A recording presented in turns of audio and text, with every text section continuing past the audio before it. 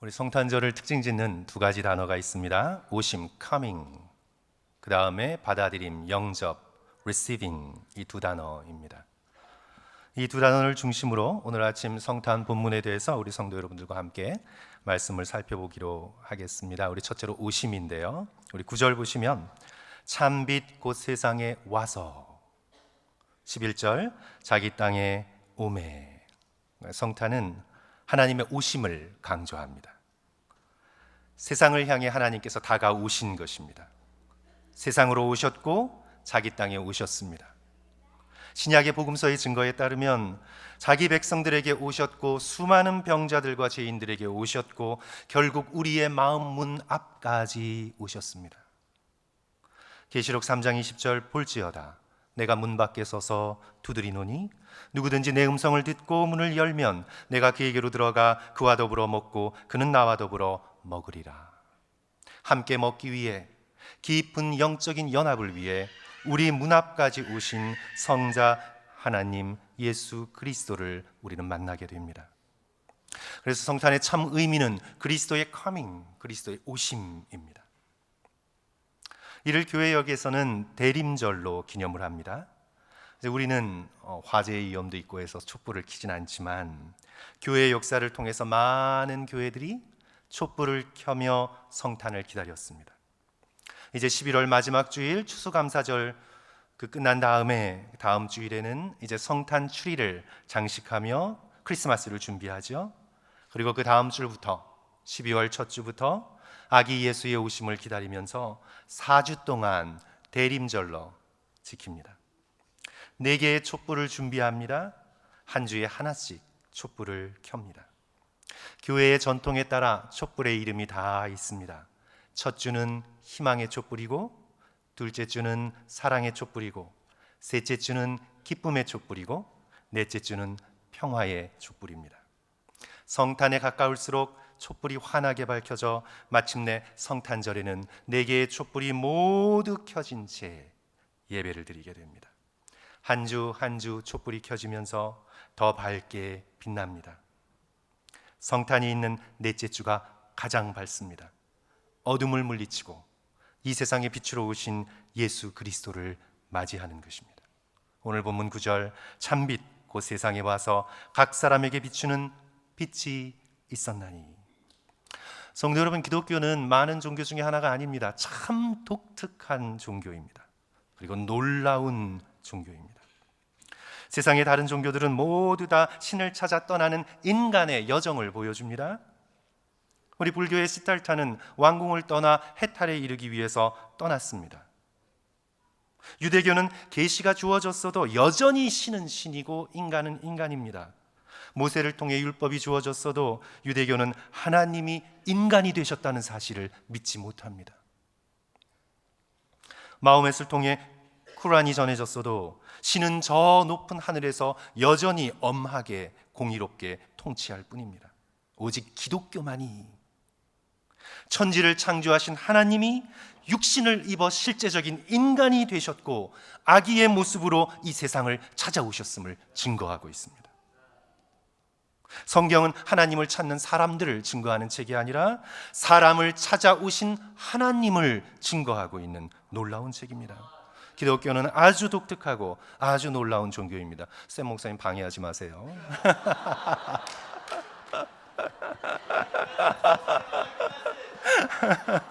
땡큐. 잊어버렸잖아요. 잃어버렸어요.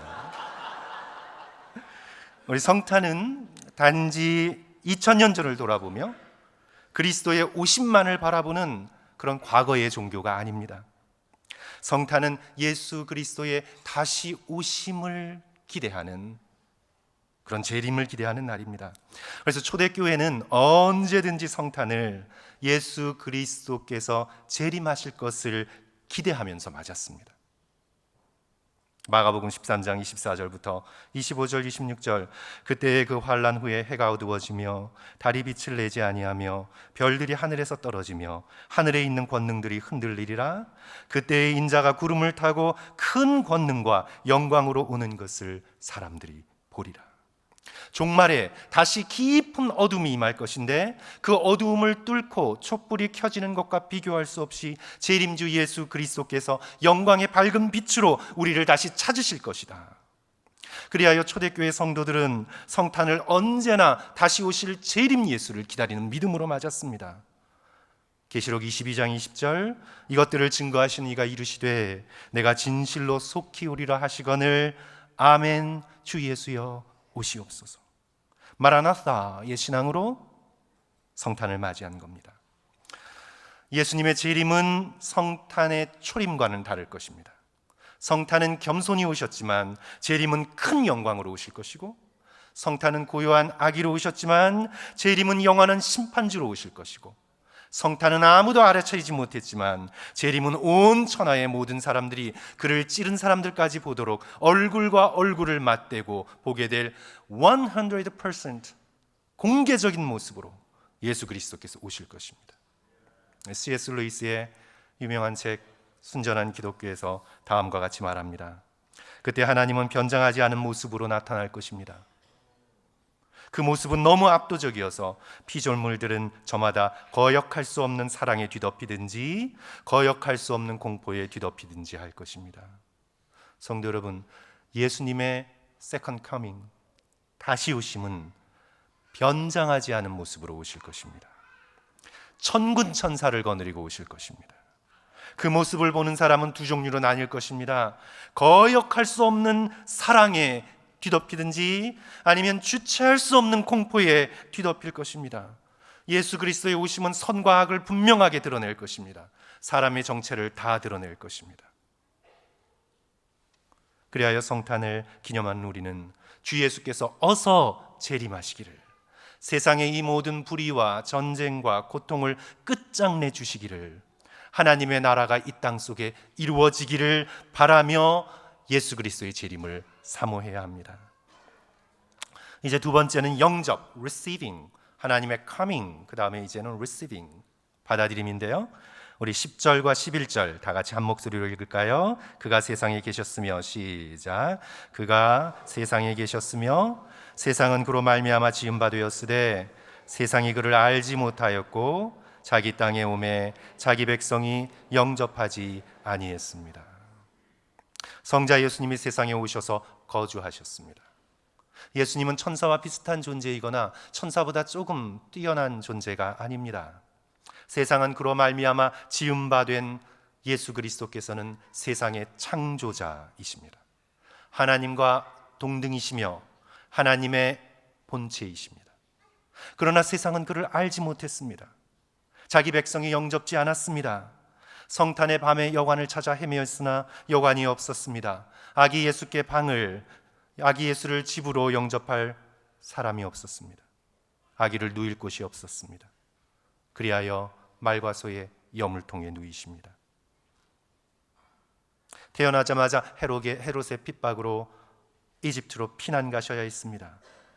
메시아로서 공생애를 시작하셨지만 유대인들, 바리새인들, 서기관들, 사두개인들, 제사장들, 그 시대의 엘리트들은 끊임없이 예수님을 비난하고 모함하고 밀쳐냈습니다.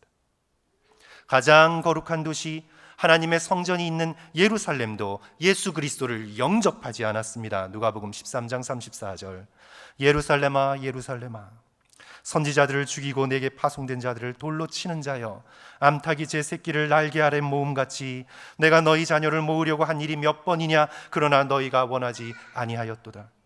하나님의 백성 이스라엘은 끊임없이 그를 거절합니다. 밀쳐냅니다. 영접하지 않습니다. 그러나 영접하는 자는, 성도 여러분 다 같이 12절 13절 한 목소리로 읽습니다. 영접하는 자, 시작. 영접하는 자 곧 그 이름을 믿는 자들에게는 하나님의 자녀가 되는 권세를 주셨으니 이는 혈통으로나 육정으로나 사람의 뜻으로 나지 아니하고 오직 하나님께로부터 난 자들이니라. 영접하는 자가 있었습니다.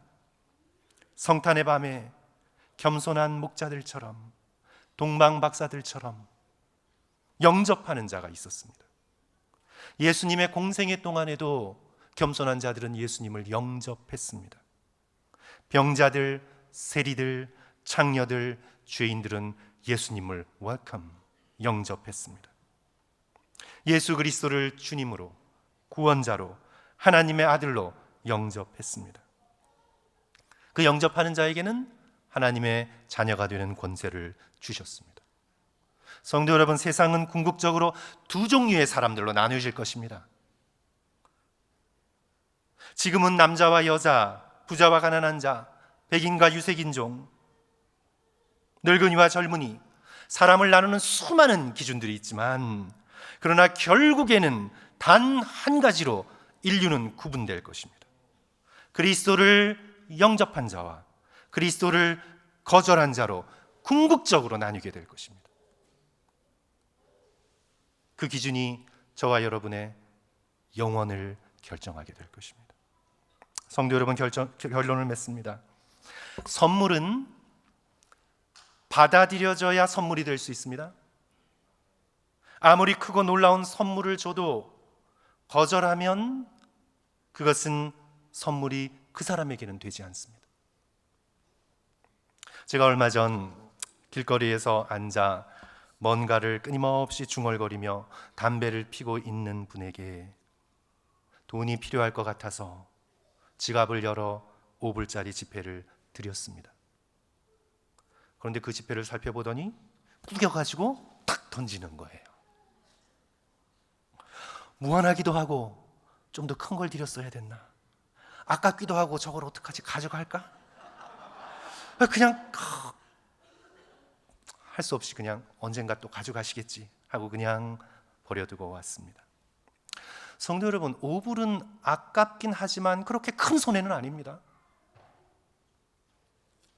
그러나 만약 건네준 것이 복음이라면, 만약 준 것이 아기 예수라면, 만약 그것이 하나님의 아들 예수 그리스도라면, 성도 여러분, 그것은 얼마나 큰 비극입니까? 하나님의 선물을 받는 유일한 방법은 믿음으로 받는 것입니다. 영접하는 자, 그 이름을 믿는 자들에게는 하나님의 자녀가 되는 권세를 주셨습니다. 우리가 잘 아는 요한복음 3장 16절, 하나님이 이처럼 세상을 사랑하사 독생자를 주셨으니 어떻게 해요? 이는 그를 믿는 자마다 멸망하지 않고 영생을 얻게 하려 하심이라. 우리 모두 믿음으로 예수 그리스도를 우리의 품에 안는 성탄절 되시기를 주님의 이름으로 축원합니다. 간절한 마음으로 예수 그리스도의 다시 오심을 기다리는 성탄절 되시기를 주님의 이름으로 축원합니다. 우리 다 같이 기도하겠습니다.